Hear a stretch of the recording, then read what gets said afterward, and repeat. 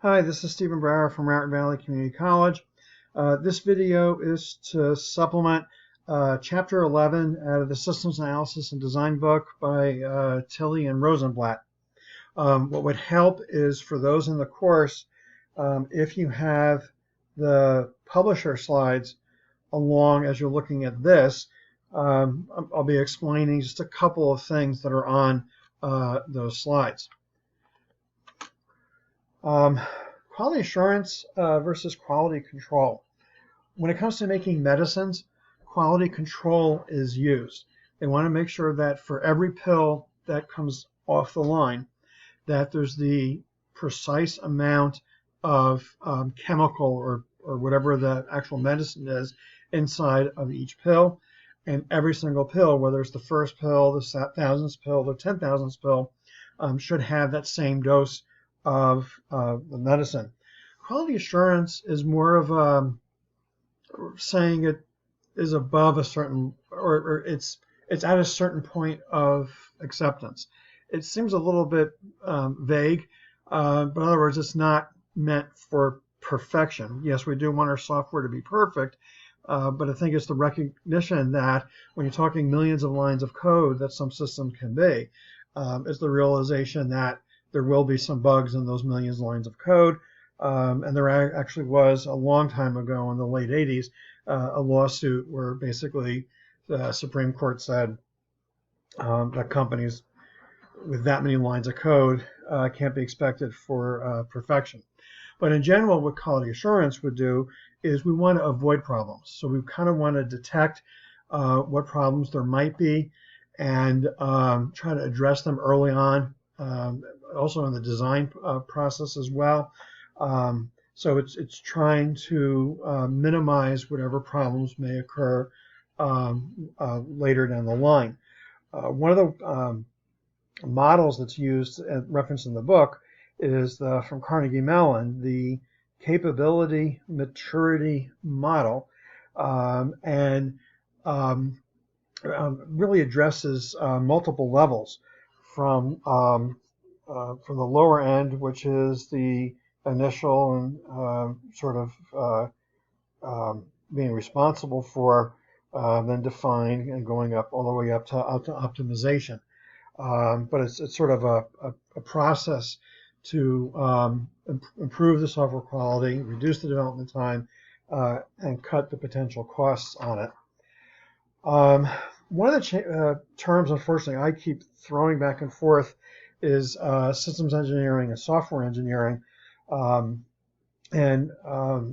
Because a lot of times I think of view some systems as being like software, they're just maybe on a different scale.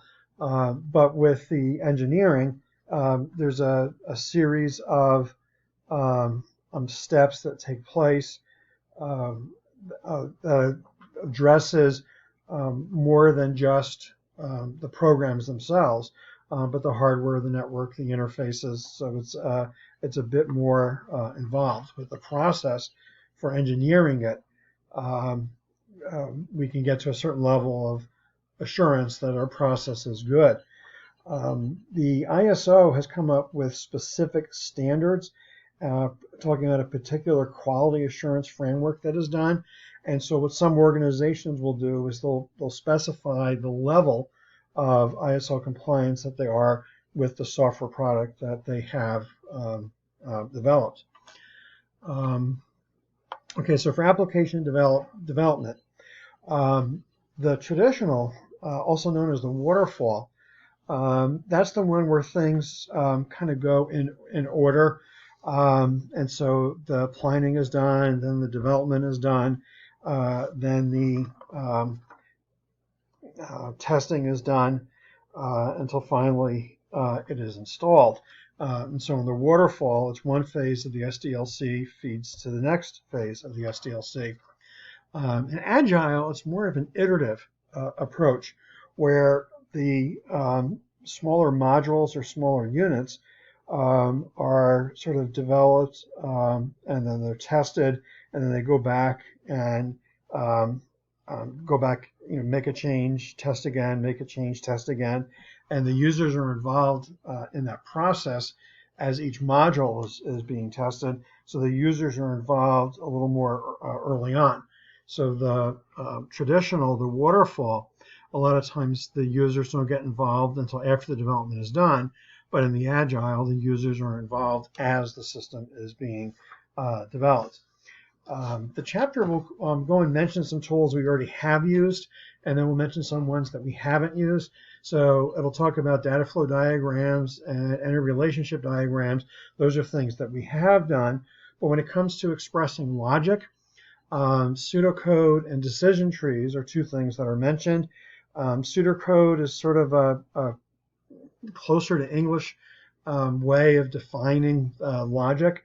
Decision trees would be sort of branches, and sometimes some logic that can be represented rigidly in a decision tree can lend itself to basically a system where the decisions are automated within the system itself.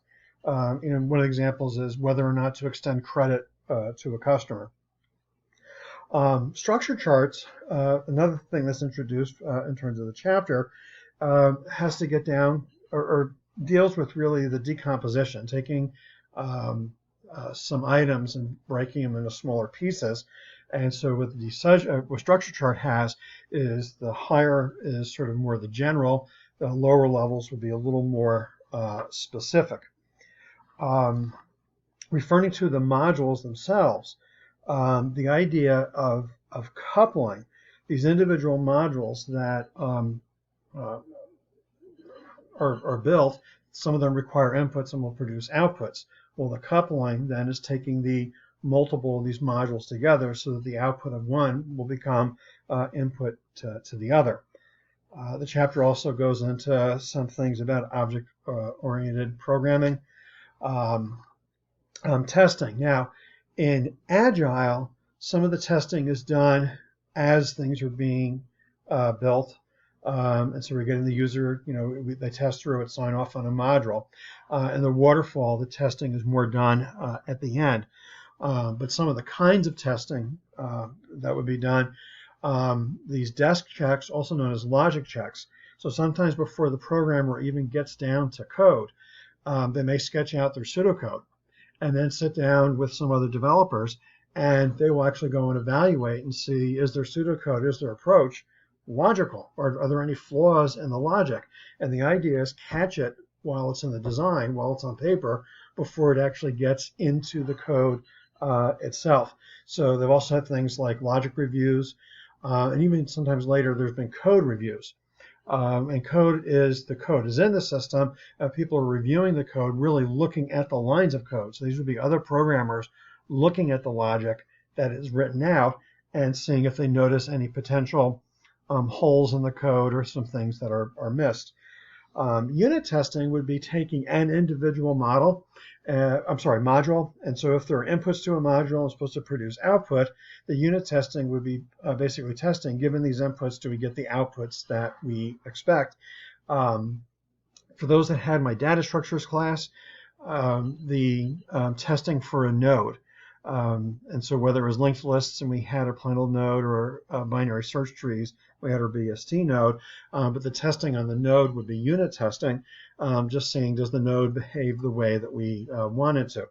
The integration testing would be having the multitude of the modules, or a number of modules, and then seeing, do all the modules behave together to produce the overall effect that we're trying to go for. So multiple modules are tested in the integration testing, and then system testing would be everything, the entire system, every aspect of the system. And for some systems that have interfaces with external systems, the system testing would be including, are those interfaces working as well? And then the final kind of testing would be the user acceptance testing. And this is where, and nowadays what we do expect the users to do is to literally sign off, that they actually will sign their name to a piece of paper saying that they do approve that the software that has been developed is what they are looking for, or what we're looking for. And so they will sign off on that. Along the way, as we've been working on the system, some of the design tools become documentation for the system itself. So things like data flow diagrams and ER diagrams, they're part of the documentation. It can be part of the documentation of the system, or it can be documentation for a module. It kind of depends on well, I mean, some of the things, the data flow diagram might be for the overall system, but also if you get down into child data flow diagrams, the smaller data flow diagrams might be for a program in and of itself. So the design, by holding on to the tools that were used in the design, if in the future another systems analyst or another programmer is coming in and looking at either the system as a whole or looking at a program, then that can help guide them as to how the overall system is, and if they're looking at a particular module, how that module fits into the overall system. But system documentation would then include really a listing of, well, what are all the actual software programs, the software components that there are, and a description of each, and then the requirements that they have and where they reside, where they run. So the system documentation would be more for the systems administrators, the ones that are going to be maintaining the system, so they kind of know what are all the components of the overall system. The program documentation would be documentation about a particular program. And now again, for those that had me for data structures, I've been harping incredibly on JavaDoc comments. And the idea is that as you're writing your code and putting your comments into the code, by putting it in a structured way, which the JavaDoc comments are structured, it then can produce the documentation for the program so that at least all of the modules, all the methods that a program has are documented in terms of their inputs and their outputs. Well, once we get through and we're ready to go live, we need to basically put on this new system. Now, if there's a current system, software system, and we're putting in a new software system, we have to kind of go from one to another. And so the book will go into our these 4 different approaches. The reality is that some companies might use a multiple of them. But the direct would be, and I'll make it sound this way, imagine Thursday night at 5, they turn off the old system, and Friday morning at 8, they turn on the new system. So the old system is no longer used. The new system then is being used by everyone come the next morning. And depending on the system, depending on the scale of the system, depending on what has to be done, that could be an alternative. A parallel installation, there would be a short period of time where the user is actually going to do double data entry. So they enter into the old system, they enter into the new system simultaneously, and then what they do is at a certain point see, are the 2 systems in sync? And so what they might do is do it for a month and then see, do the monthly reports tie out? Or do it for a quarter, do the quarter reports tie out? And then if they do tie out, they'll say, okay, the old system is, or the new system is as good as the old system. Pilot might be where they take a particular department and run the software in that piece only. So what actually would mean is that in terms of the company as a whole, this is a parallel where you have some people on the old system and you have a group that is on the new system. Hopefully what you do is you take a troublesome group, one with a lot of requirements, and flush it out with them first to make sure all possibilities are being addressed. And then finally, phased would be implementing the system in stages. And the joke I have made multiple times is, you roll out a system in February, and then you have 10 months to develop the end of year reporting, and those will get written in later. That's a horrible example, but that would be sort of one of the examples of what has been used previously. 1 minute left. Finally, the data itself. Oh, no, I'm running out of time. There'll have to be a part 2.